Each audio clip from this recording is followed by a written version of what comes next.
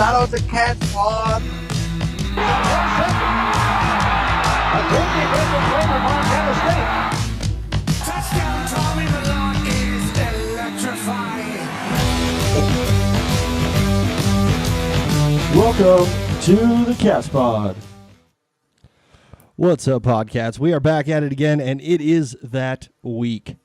We wait all year long for 1 week in Montana, and it is finally that week. It is Brawl the Wild Time, people. How you feeling right now, Eric? Are you ready? Oh, man, I'm always ready. I'm always ready for Cat Grizz. It never, from the minute the season starts, you just look forward to Cat Grizz. It doesn't matter if you've won all your games or none of your games. You still have a chance to beat the rival. There's nothing, I mean, there's really nothing like it. I mean, coaches within the state can lose their job just for losing Cat Grizz.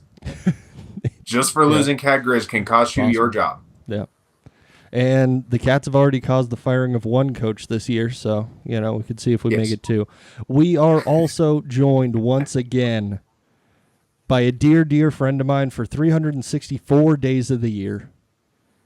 Just 1 day a year, not my buddy, and that is Mr. Brad Armour. How you doing today, man? I'm good. I'm excited to be on here once again. Thank you, guys. But yeah, 364 is right, because come Saturday, I'm going to be all up in your phone, making sure you know that we come out on top. Making sure every time there's a decent play, I'm just going to hear about it. You're like, you see that first down? You see that first down, dude? That was a sick first down. You think Wortham could get like 94 yards after the catch? Yes. All right, so before we get into the Brawl the Wild, we should probably touch on last week's game just a little bit. The Cats handled business against UC Davis. It was a little sketchy through the first half. The refs, there was a lot of horse pucky in this game. It was a game completely chock full of horse pucky. How did you feel about it, Eric? I mean, I didn't get to start watching until halftime, but that video of Zach Cruz and the quarterback for Davis winning an Emmy for that flop is, I mean, it's ridiculous. And the fact that the Big Sky Conference didn't even say anything about it. I mean, you cannot have that in, I don't care what game you're playing in. Like, people just throwing their bodies around to try and draw a penalty is stupid. This is still college football. It's still, we're going to take your head off, and you just better be okay with it, minus targeting. Yeah, targeting which you hate. I think the refs of the Big Sky Conference were already pretty caught up with the whole Sac State debacle this week, so they didn't really have a lot of time to focus on what happened in UC Davis, Montana State, because they already blew an entire game and gave Sac State a win. That one was egregious, man. That Sac State receiver was so clearly out of bounds, and the fact that they upheld it on review is even crazier. Yeah. And all they get, I mean, they literally changed the outcome of a game, and there is no argument against it, because Sac State kicked a field goal off of that play. Scored a touchdown right off of it. It was a touchdown? Yeah. Yeah. They needed a touchdown to win it. Yeah, so it completely changed the outcome of the game, and all those guys get is a fine and a minor suspension. All that you get, I mean, this is your job. If anybody on this show or any of our listeners screwed up that epically in their job, you probably wouldn't have one the following day. Probably not. Not on that magnitude. When that is your job and you screwed it up so bad it directly changed the outcome of something. Mm-hmm. Not a good look. I saw a comment on Facebook on the FCS Nation page. They were talking about that ref in the Cat game, and they just likened him to a librarian. I thought that was really funny. I thought that was a very good description of this guy. I also saw another one that said that he's the Angel Hernandez of college football, which is also very funny. Yeah, for sure.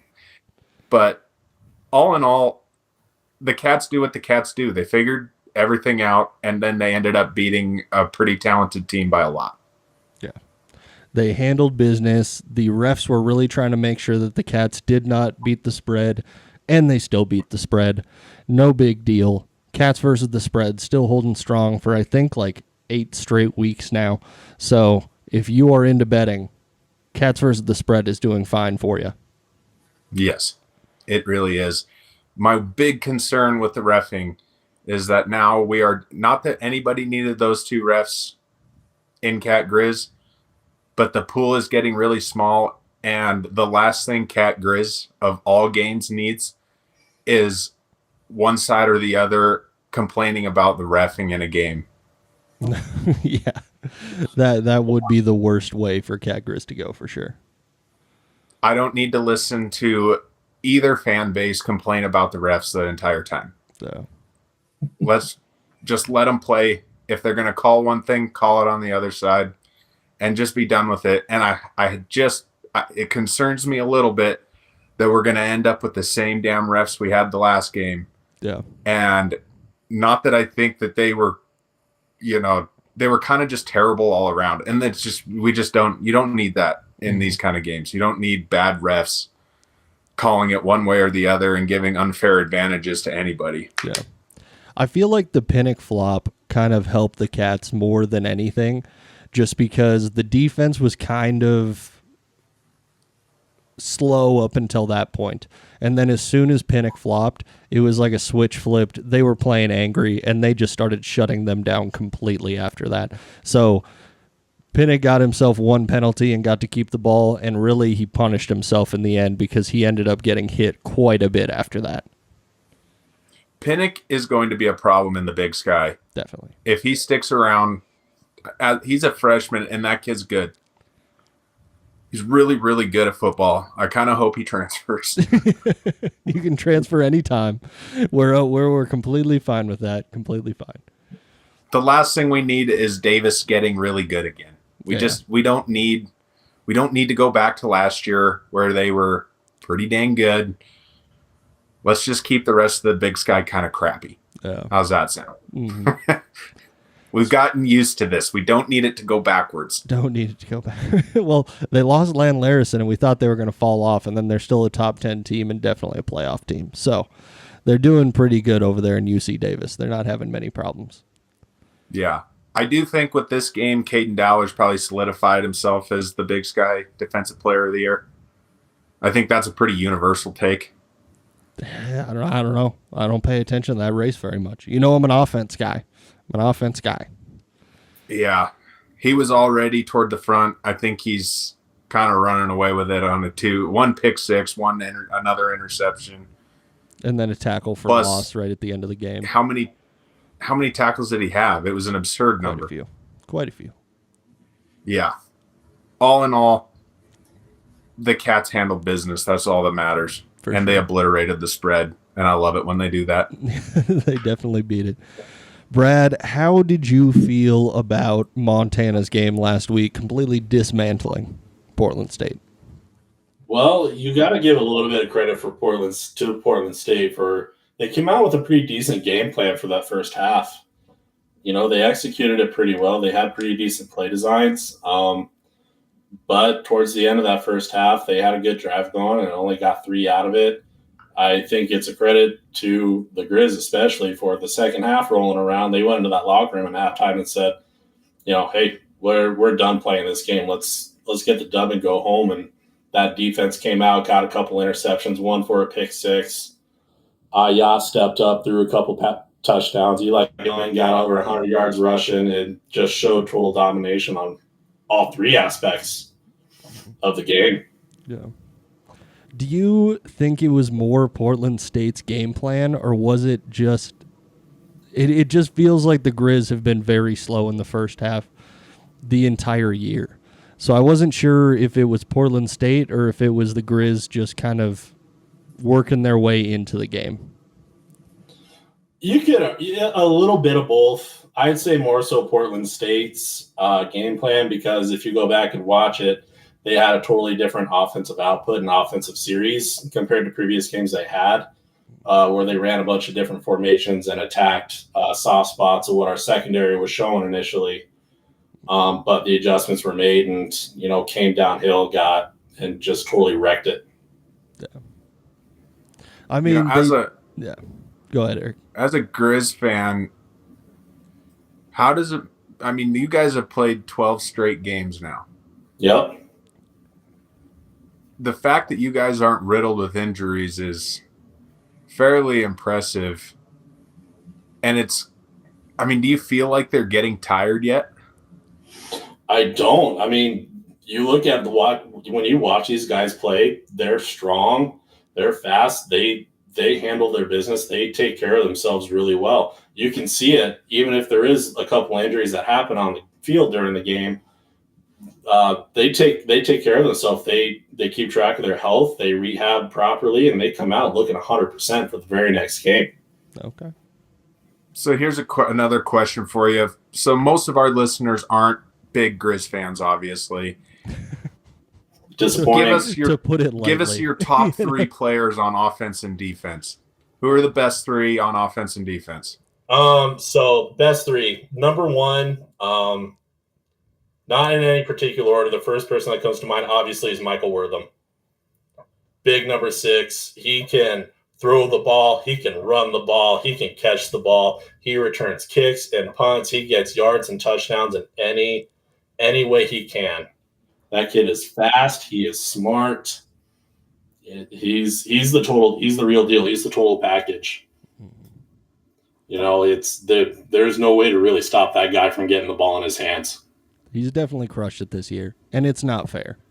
And we've talked about it a few times, how it's not fair that you just lose Junior Bergen and then you pick up another Junior Bergen. Like it's not how you're supposed to. It's not how the game's supposed to work. But also, we weren't supposed to get a Justin Lamson, so we've also been very lucky this year. You guys had your own. Michael Wortham was a heck of a pickup, and he recognized that he wanted to play on a good team and get deep to the playoffs. Mm-hmm. So he picked the logical choice. Couldn't imagine how sad his life would be if he would have been stuck at Eastern Washington all year long.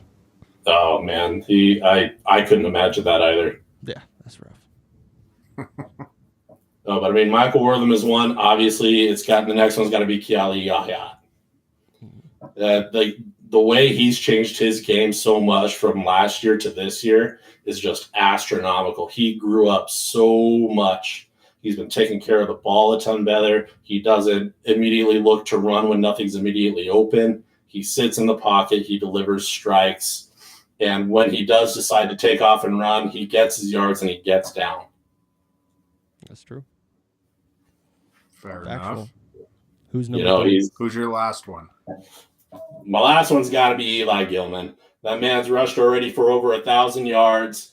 He's put up, I want to say, 15 or 16 touchdowns on the year. He runs hard between the tackles. Defenders just bounce off the man, and he just keeps churning all the way through. Yeah, I wasn't sure if you were going to go with Gilman or possibly that Drew Deck or the other wide receiver. He's had some big moments too.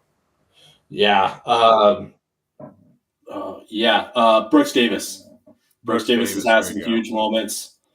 Drew Deck has definitely been a help offensively. He's helped out with the deep ball quite a bit. He's helped out in the return game too, so he can give somebody like Michael Wortham a break so he can contribute more offensively. He's all around stud. He's a great guy, but that third spot's got to go to Eli. He's the workhorse. He's the one who sets the tone offensively for everybody. All right. Now give me defense. Defense. My favorite guy so far is Peyton Wing. Linebacker from Montana. That dude has 3 interceptions. He's tied for leading the team in interceptions. He's third on the team in tackles. I think he's tied for first with 3.5 sacks. Whether it's playing pass, whether it's rushing, whether it's getting tackles, that dude is everywhere on the field, and he is nasty. He is mean about it. He puts you in the dirt and makes sure that it was him that did it. I can tell you one thing that's nasty about him, and that's that wispy little hair that he's got that's always poking out and flopping all over the place. That is nasty. I can tell. Hey, when you got beautiful flow like that, you're allowed to do whatever you want to do. I don't know if you can call it beautiful. That is some, I don't know. when you do what he does, it is beautiful flow. You let him have it. I married a hairdresser, so now I understand the difference between just long hair and long, luscious hair. Okay, and Wing does not have luscious hair. You know, it's all about what you wispy. do, man. It's wispy and thin and. You know? All right, who else you got? Let's see. Another one is Clay Oven, representative number 37 for the Grizz. You know, he's got the legacy 37. He was picked for a reason. That dude is the heart of that entire defense. He gets heavy rotation at that linebacker spot, and he may not be the fastest, he may not be the strongest, but whenever it comes in the moment, that dude always comes up with big plays. Whether it's tackle for losses, whether it's a mismatch in coverage, he gets the pass batted down. He is everywhere on the field, and he shows up big for everybody. For sure. Good to know. Good to know. Yeah. See, he's feeding us all this insider information. Just clue in on these guys, and they're going to suck.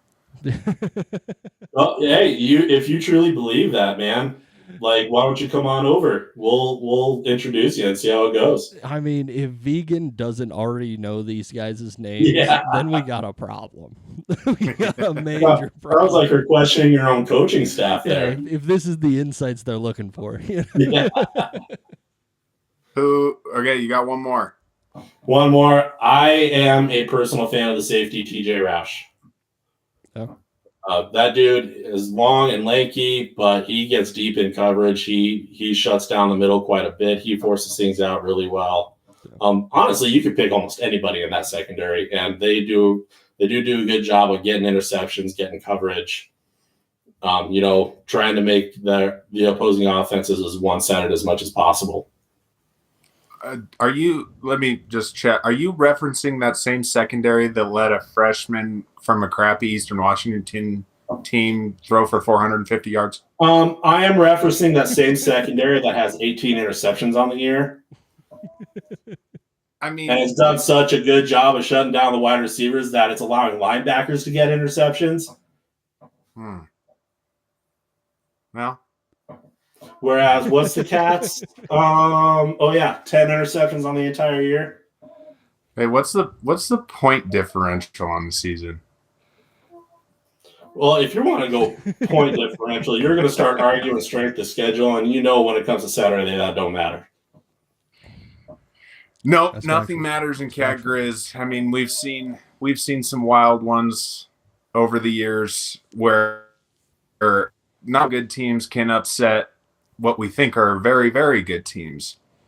Definitely. And yeah, things never quite play out. What's the weather going to be like? Anybody looked? We're looking at 44 degrees. 44 degrees, not bad. Not. I think that's good football weather. That's 44 degrees is a there. nice sweet spot. You probably don't want it to be too much nicer. I think that's a pretty good spot. Part of me was kind of hoping for a good snow game. Yeah. A good snow game is so enjoyable. Mm-hmm. There's no better atmosphere than a bunch of white everywhere. We haven't had one since the college game day year, right? Oh, that might be a sore subject, Ben. Oh, why is that? Easy. Because they are going to the same city a second time. I mean, it is what it is, Like, if you look at the past few years, Cats and Grizz have both flip-flopped since 2019. That's true. That is a fact. Yeah. Those games did happen. See, you guys are so busy dwelling on the last game, whereas we always look forward to the next game. Oh, yeah. That's why you bring up the whole since 2019 thing, Okay. Well, I had to educate you guys first because you were the one that brought up the past was Brad. Okay, the only person bringing up the past here. And I was just about to make the same argument in reverse, and you knew that. You knew that, and you were like, I'm gonna just make this argument before he can. I get it.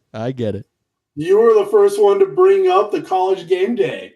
Oh, I just brought up college game day. No, that was the last time that there was snow on the field. We were talking about snow games. I said the last time we had a snow game was college game day. Yeah, and then Eric right after that said, I know. Maybe I was feeding him. Maybe I wasn't. I don't know. I'm completely innocent in this situation. I know how you guys like to talk history. You always look back, so we can do that too.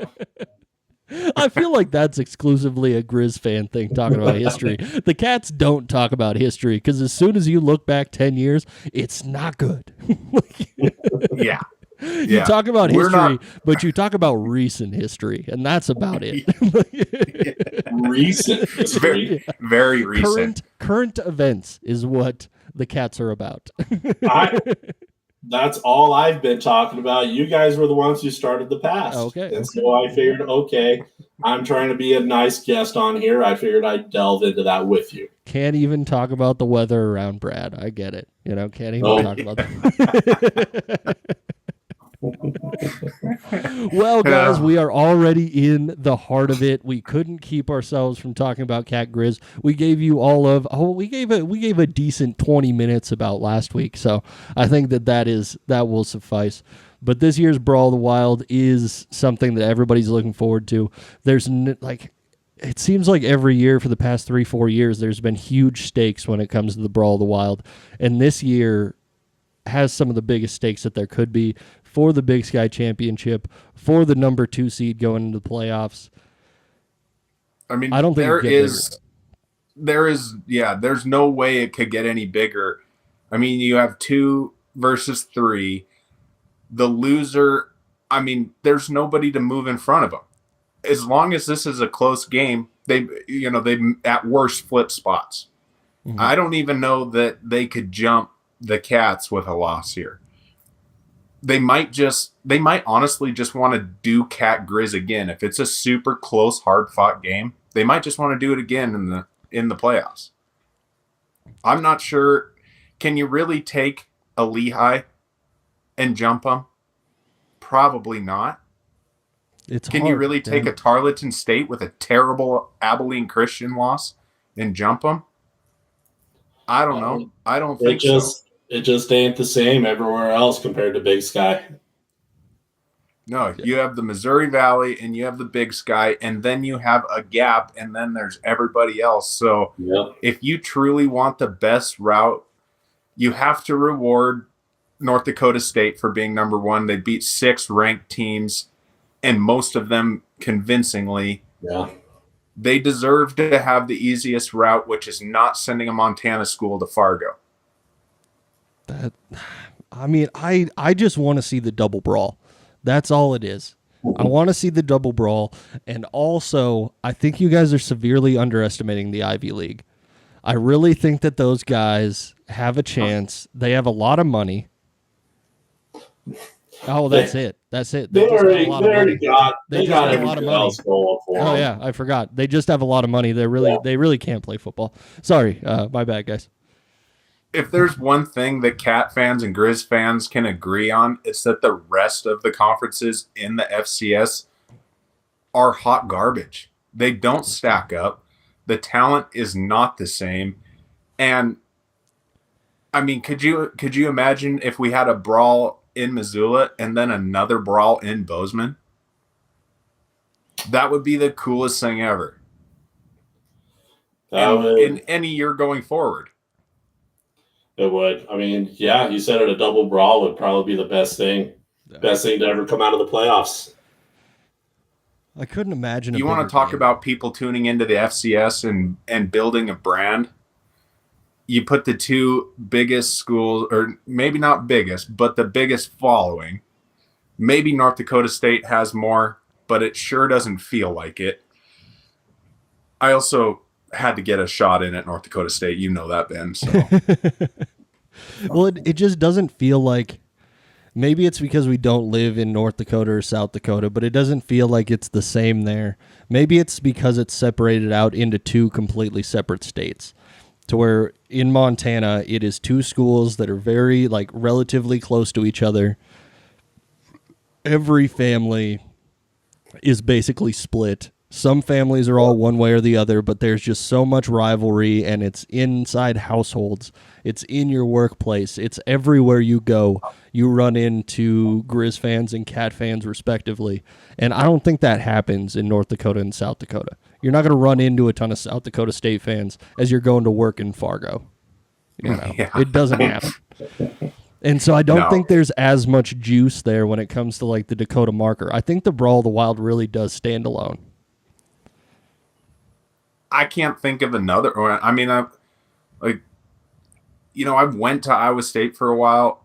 The Iowa State Iowa, that's an in-state rivalry, and it's not the same. It's not the same kind of, everybody kind of, in Iowa was kind of just there. I mean, they love their team, but it's not near as spiteful as the Cat Grizz rivalry, and there's not near as much crap talking, and their coach definitely wouldn't get fired after multiple losses in a row. Yeah. It doesn't happen. I think, the only time you see like major staffing changes and stuff like that, and it actually, I feel like it's got to be Auburn and Alabama. Like that Probably. rivalry feels the closest, and I know that that's much bigger just because of the scale of football in the South and SEC football. But the fact that that is the only thing we can find a comparison to says a lot about this rivalry. Yeah. Part of me does wish game day was there again just so that we could see the Bobcat head make another appearance, but maybe Pat McAfee could make the right choice this time. I think that's what I've been waiting for. I've been waiting for Pat McAfee because I still love him. I love you, Pat. But at the same time, I still haven't forgiven you. Pat made the right choice the first time, and that's going to be the choice he makes every time. 51 weeks out of the year, I love Pat McAfee. 1 week out of the year, I hate that man.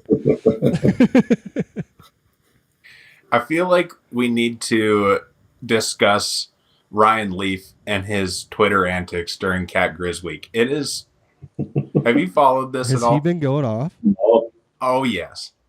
Have you seen this, Brad? no, I haven't.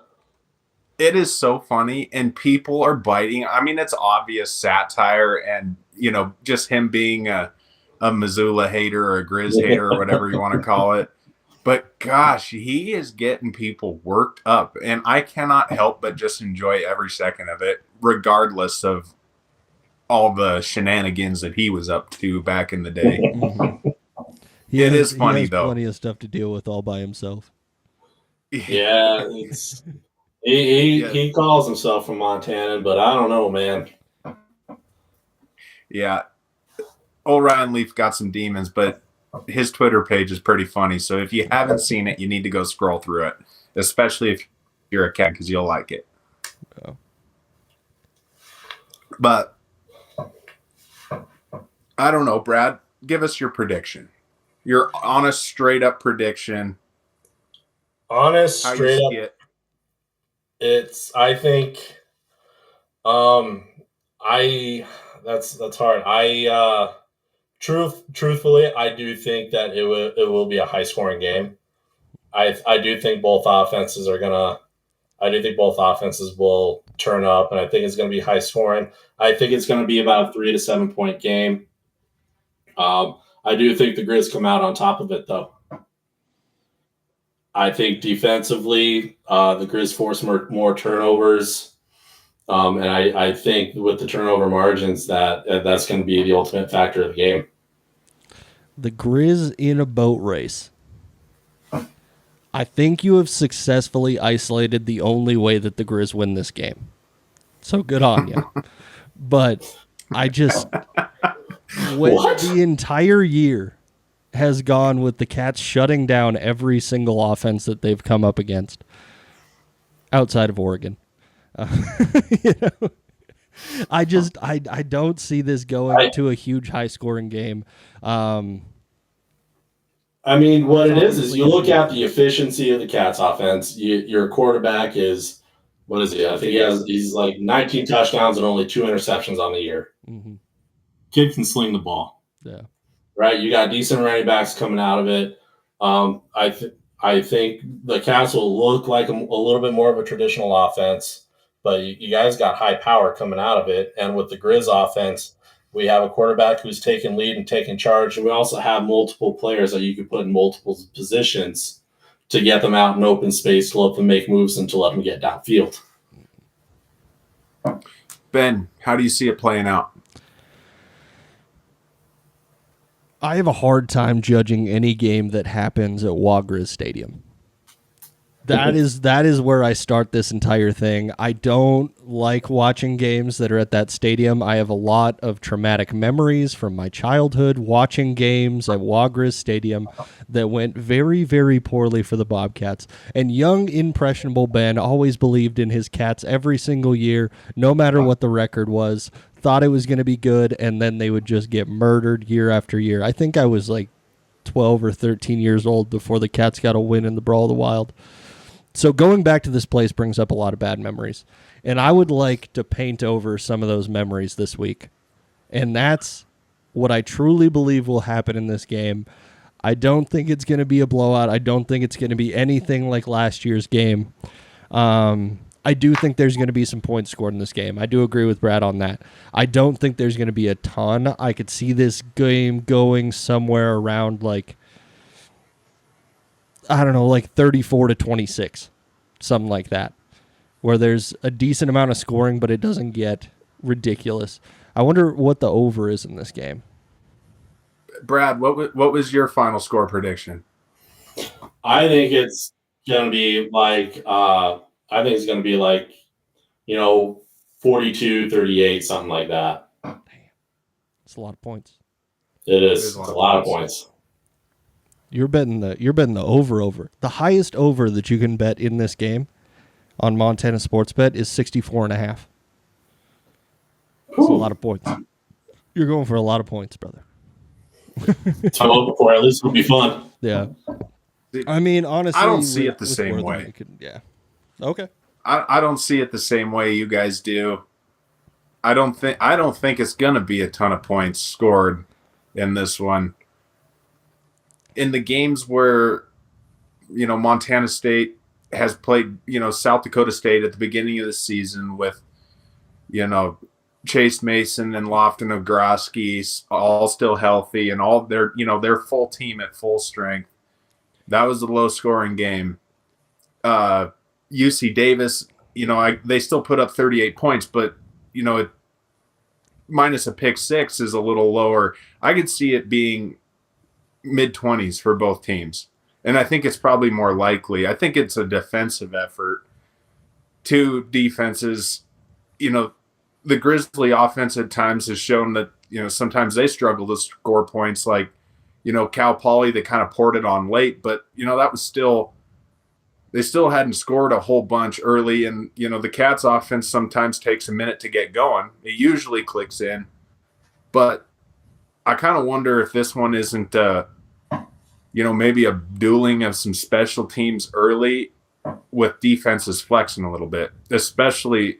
I feel especially confident in Montana State's defense as of late. Even when things weren't going their way against Davis, I mean, they still only gave up 17 total points against the number 9 team in the country. Mm-hmm. I think Cats by a touchdown. Maybe 20, say 30, 22, maybe 23, 30, 23. Yes, that is 7 points. That is. I have to count it on my fingers every time, so it makes sense. Yeah. I was trying to decide whether I wanted to go like weird odd numbers, and then said, no odd numbers. It's Cat Grizz. There's going to be like a safety or something, something weird. The more I think about it, I still think that I like the way where I put the score, but a couple games ago they were pointing out how many points the Cats have scored in the first quarter. So the real trajectory I see this game going on is the Cats, I feel like they're going to kick it in early, and they're going to score a bunch of points while the Grizz kind of warm up throughout the first half. And then there's going to be a pretty major comeback by the Grizz in the second half. And then I think that second half is where we're going to see some fireworks and some drama for this game. So, like, Eric, I don't think you're completely wrong. It could be kind of a slow rolling first half, but I think the Cats are going to put up some scores in like the first quarter, get an early lead, and then the Grizz are going to try and pour it on in the third and fourth quarter the way they have all season. I really just see it going that way. Yeah. I mean, it feels this team kind of reminds me of the 2018 Cats defense when they won in Montana or at Montana that year.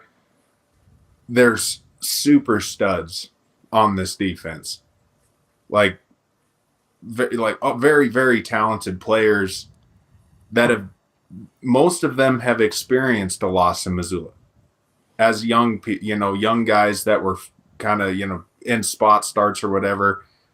And honestly, this might be the healthiest team the Cats have ever taken to Missoula.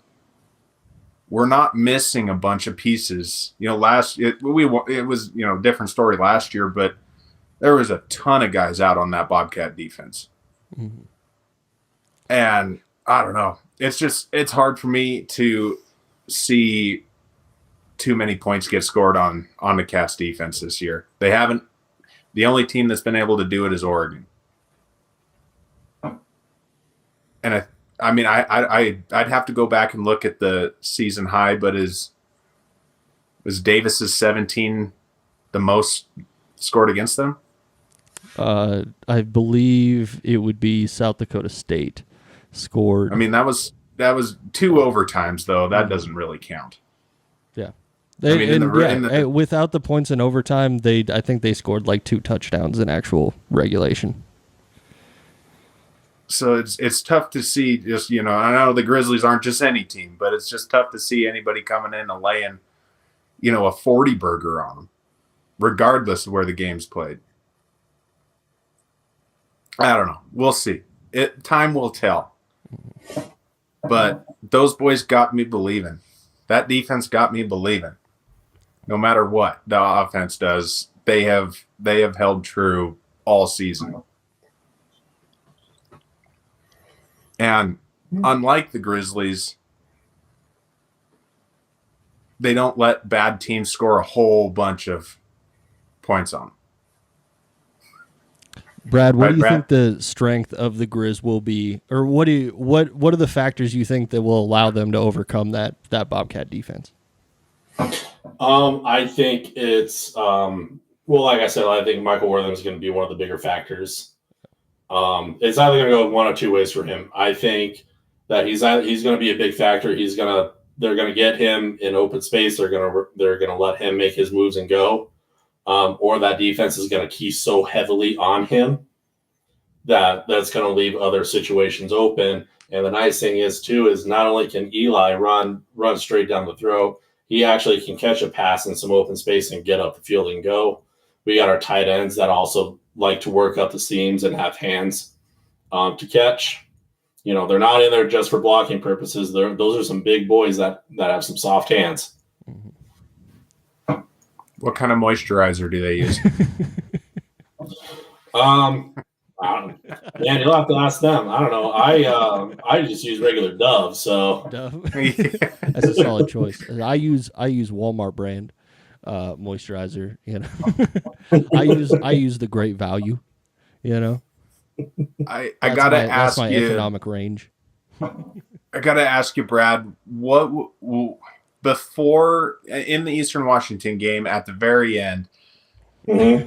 I don't know that anybody in the world has ever seen a team win on a fumbled spike. How were you feeling before the fumbled spike, and what was your reaction to said fumble? So I was at that game. That from the onside recovery to them going down the field, I was freaking out just like every other fan in the world would be. But also because we're at home and you have to have faith in your defense. That is a solid defense that they were going against. It was you expected the stop to happen because they didn't have any timeouts. When they got closer to the end zone, they were throwing it shorter and flatter, and they weren't getting much further after that.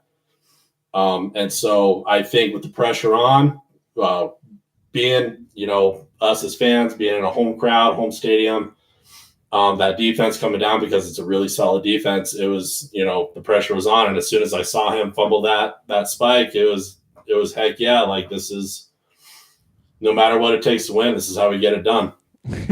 I still cannot believe that happened. That is so crazy. Lucky. I mean, yes. I know you said home crowd. There's a million other pressures. How do you mess up a spike? As haters, Eric and I were 0-2 on that day because we were hate watching NDSU versus UND, and UND had a chance to beat NDSU and they didn't pull it off. And then we started hate watching the Grizz game, and Eastern Washington fumbled the spike. So it turns out that we shouldn't try and hate on people because they just win if we hate on them. It was kind of funny so Ben and I were watching that game together. We're out in the man cave, and Ben's like, "Oh man, I gotta pee so bad." And it's like, "Well, they're gonna spike the ball. You got plenty of time. Yeah, just run, take a pee." And he leaves. That happens, and he comes back in. I was like, "You're never gonna believe. I could give you a million tries, and you will never guess how the Eastern Washington just lost this game." Yeah, I couldn't guess it. No. Honestly, I wouldn't have guessed it that way either, but thought they probably kneeled on it and then got stuffed or something. Like, I don't know, anything other than just fumbling the spike and losing the ball. Like, shout out to that defensive lineman for getting through there and getting that fumbled spike, I guess, because that can't be easy either. But I don't know. This is also one of the things that scares me a ton about this Grizz team is they just happen to win games. It feels like they have been dead to rights like 3 or 4 times this season, and then all of a sudden they pull out just a miracle out of nowhere, and they get the dub, and those are the most terrifying Grizz teams to me because no matter how far up you are, that's why I'm saying there's going to be an early first half lead, and then the Grizz are going to come along, and I don't like a close game. I don't like a close game. It's not luck. It's, it's relentless effort. You find a way to win. Yeah, relentless effort for sure. Yeah. You don't give up. They could have gave up on that snap, and they didn't. You never give up. You never back down. That's right. Yeah. I mean, you're not wrong. Ben isn't wrong, though. I mean, you had UND, Idaho State, and Eastern Washington were all legitimate.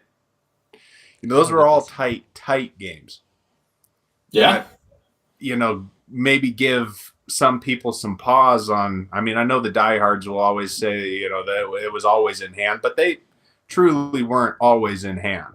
No, and I'll agree with that. They weren't always in hand. But I think the difference is, whereas I think last year, with how the Grizz team from last year, how they would have handled these situations, I think it would have been entirely different. But these guys, no matter what the situation is, they're always pushing through. They know mistakes are going to happen. And what they do is, instead of focusing on the mistake, they get up and go to the next one and try to get the next play taken care of. Yeah. And I think that's how we reference the Cats, right, Ben? Most mistakes happen. That mistakes happen, and they are able to move, instead of focusing on them, move on really fast. Mm-hmm. But mistakes happen, and then the Cats win by 30 points. If not 50. So, that's the thing. I've seen this. I don't know how many times I've seen this. They blow people out. Like, it's not they make mistakes and then they nearly lose the game and need a spike fumble to win the game. I've seen, I don't know how many times this week, comments referencing the Cats like to run the score up. That isn't fair because the backups are scoring touchdowns on these teams as well. Yeah. Duchesne has scored several touchdowns this year, and so has Chance Wilson. That's 2 and 3 quarterback. Yeah. So that comment on Facebook I've seen several times is, that's horse pucky. I mean, all teams with big leads do that, right? That you put in their backups. The backups are trying to get playing time. They're trying to get their stuff too. I mean, Every team does that. Yeah. Yeah. It's, Yeah. That one kind of gets me because the Cats they have been pulling starters, yet the score does get run up because their second team and third team is still probably better than some of the teams in the big. That's just the Big Sky Conference. Yeah. Unfortunately, they're just much deeper. Most of them aren't very good. Mm-hmm. That being said, yeah. That being said, I do think that the top end of the Big Sky is maybe better than it has been previously. The bottom is so bad. Yeah. Bad. Yeah, I definitely think that the Cats and the Grizz both feel very good this year. Like, this is going to be a great game we have this weekend, and I see both of these teams going very deep into the playoffs. So it's and that's what adds some more excitement and some more juice to this game than there has been. Not in recent history, it's been pretty much the same. But we've probably been in one of the best runs of Cat Grizz maybe ever. I mean, you look at it for the past couple of years. I mean, it's usually you could see one team was, not significantly, but one team was better than the other. Mm-hmm. And it was always that team that ran deep into the playoffs, whether it's a semifinal or whether it was the championship game. Mm-hmm. Where both teams have gone. Mm-hmm. But I think this is probably the closest to evenly matched team for Cat Grizz I've seen in a long time. Yeah. Definitely feels that way. All we have, for the sake of everybody, it needs to be a good matchup. We need another Cat Grizz. And so there's only two ways that happens. The Cats win a close one, or maybe an overtime or two Cat loss is the only way we get another one. Otherwise, Cats lose, they're probably dropping to 4, maybe 5. Yeah. I think if the Grizz lose, they go to 3 no matter what. Yeah. And then if you want the second one, you got to also think about where they're going to be in the brackets, because almost always they've been on opposite sides of the bracket. Mm-hmm. So I think in order to get them on the same side, it's got to be a tight one. Yeah. I don't care if they're on the same side of the bracket, because there's nothing that would excite me more than a national championship brawl. The craziest thing ever would be all of the Montanans descending on Nashville, and that town would never be the same. No.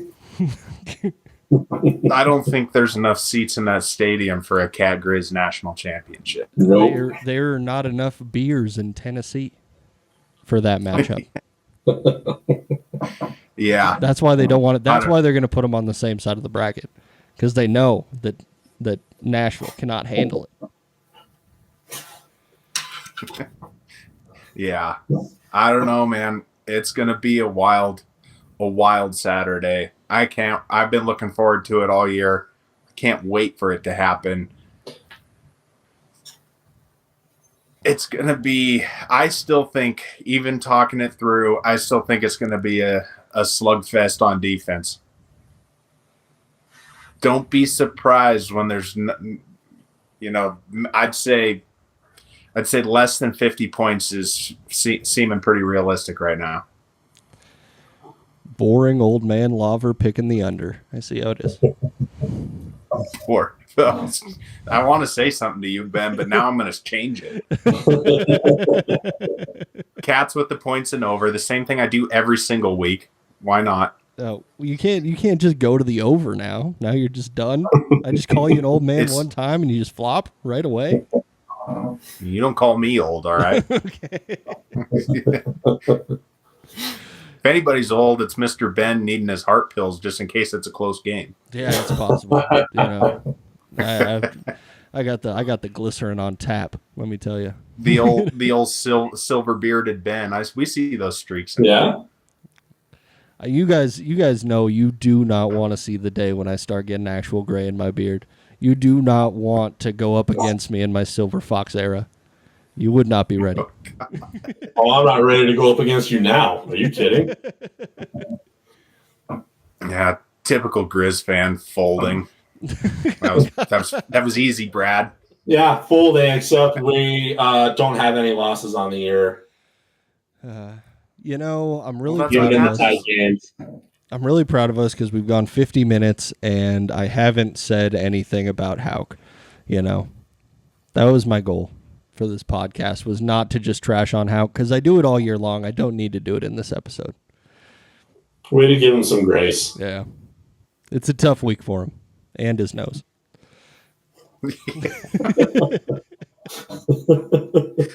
Could you imagine a more douchey picture than the Robbie Bobby family picture at the Grizzly Portland State game?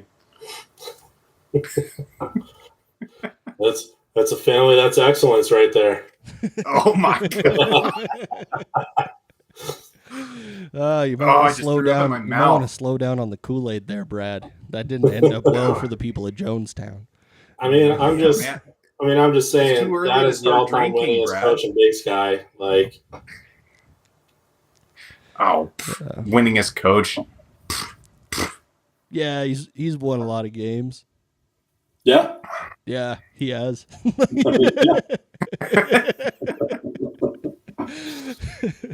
There's really no counterpoint. That's why I have to talk about things like his sunglasses.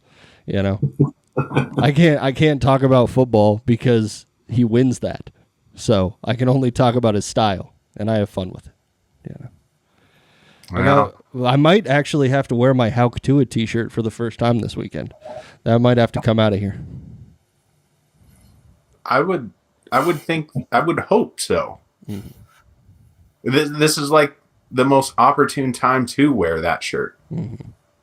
I'm just going to be sitting at home, so it's not like anybody else is going to see me except for my wife. Like, that's it. You might as well just drive to like some random bars and just walk through as many as possible in the time that it takes from the start to finish. Yeah. Just, halftime hits, 30 seconds through, move on to the next one. Get a couple high fives, you're good. The bar crawl for the brawl. Hey. He doesn't even have time to drink a beer in the bar. He's got to get to all of them. So just a quick walk from one door to the other, show off the shirt and do a little pirouette. I'm imagining you set up like a bar crawl, but you have, I don't know, it's got to be some kind of rolling robotic TV screen so that while you're walking, you can still watch the game while you get to the next bar. And then you get to the next bar and you watch a little bit there and then you hit the road again. I don't think it would work. I don't think we could get people in on this idea. Yeah. Nah, probably not. No. Okay. No. Here's my last question, Brad. Give me your confidence on a scale of 1 to 100 that the Grizzlies are going to win this game. 1 to 100? Like a percentage, like 50%. I have absolutely no idea. Okay, Brad, I want your rating between 1 and a million. Okay. What, Yes. what do you 1 in a think? million. 800,742. That's pretty confident. That's pretty confident. 1 to 100. I do think, realistically, I think it's, I'm floating at about 75%. Okay. Ooh, he's confident. 75%. That's a lot of confidence. A lot of confidence It going is. into Cat Grizz. When I It used to is. see a 75%, I was absolutely stoked. It means it was a pass. It means I was going to He's getting graduate. degrees, man. Yeah, it means I, in fact, did not drink too much before the exam. Yeah. Ben? It's nothing to do with the Bobcat team because I wholeheartedly believe in them. It is only to do with what the Grizzlies have done to me throughout my childhood. And that puts my confidence level at about 65%, because that's 100% in Wagriz. There's like a 35. There's a 65% for the Grizz. swing Even your for own. me. 35% swing as soon as you step into Missoula for me. What a sellout you are, Ben. I'm not a sellout. I'm just being honest. Sorry for my honesty. We gotta start changing your sign from yellow to maroon. Because I picked them to win by a decent margin. I also happen to pick them to win the same predictability they have on the Massey rating as well. I'm a realist. I'm gonna go with Brad at 75%, and that's because I believe in the Bobcat defense as much as I do. Offense, love it. It's great. But that defense is on another level right now, and the 75%, I feel about as comfortable as Brad does. And in my book, 75% is good, right? I was never hitting that 90, 95. I never saw that. Not once. Never did. 75 is good. If you have a 75% completion percentage, I think that's pretty good. Yeah. That's Hall of Fame numbers. That's pretty good. That's Justin Lamson numbers. That's Justin Lamson numbers. He's at 71%. 71%. My bad. I was off by 4%. Okay, I changed my answer. I am 71% confident that the Cats are going to win this game.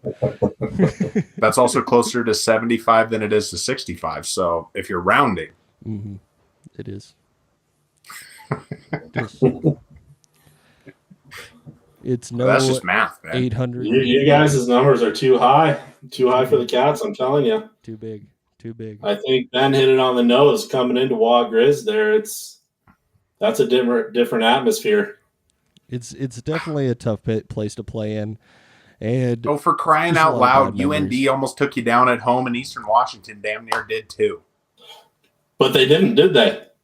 But they almost did. You got lucky twice. Typical of you. Your favorite word this entire episode is almost. Yeah. And that's what the 65% came from, Eric. They just get lucky at home. They just do. It's a fact of life. We'll see. We'll see, Ben. We will see. I'm going to trash you after the game when the Cats blow out the Grizzlies and Washington Grizzlies. You're going to trash me? Yeah, okay. Everything's out the window. I feel disrespected now. Both of us chose for the game to end in a one-score win. We just picked different point levels. We're off by 10% on the probability, but this is all my fault. Okay, I get it. It's all my fault. Well, yeah, Ben, we blame you for everything. You should know that by now. Yeah, we'll see. I'm gonna be rubbing it into you when they win by one score. What did you just say to me? I'm gonna be rubbing it in when they win by one score. That's it. No. I'm just caring if the Cats get a dub. That's it. If we get a win on the road, and we told Lamson in person that he had to make it happen because it hasn't happened in too long. I'm just going to be so excited for this game. I can't believe it's only Tuesday right now. I need it to be at least Thursday in order for me to be happy at this point. Amen. Yep. Amen.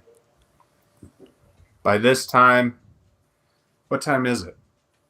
9:30. By this time actually 5 hours ago, this time on Saturday, two of us will be celebrating and one of us will be drinking their sorrows away. I'll leave it to the listeners to decide who those two and that one is. Yeah, for all the listeners out there, Ben has also said he's been going for the Grizz repeatedly this whole time. So Eric is going to be the one that's going to be drinking his sorrows. He's going to be tasting his teardrops from his beer. I love how Brad joins in on the whole putting words in Ben's mouth game that goes on here. Everybody's going to go out there and be like, you hear Ben? He picked the Grizz to win in this game. I told you, Ben. You're like kind of like the easy target, you know. Yeah, we love you, but also like let's just blame Ben. It's just easier. That's what I'm here for. You know. Yeah. I take on those burdens. That's on me. I got you. And we love you for it. All right. Anything else you want to tell the people before we let them go? I made my picks,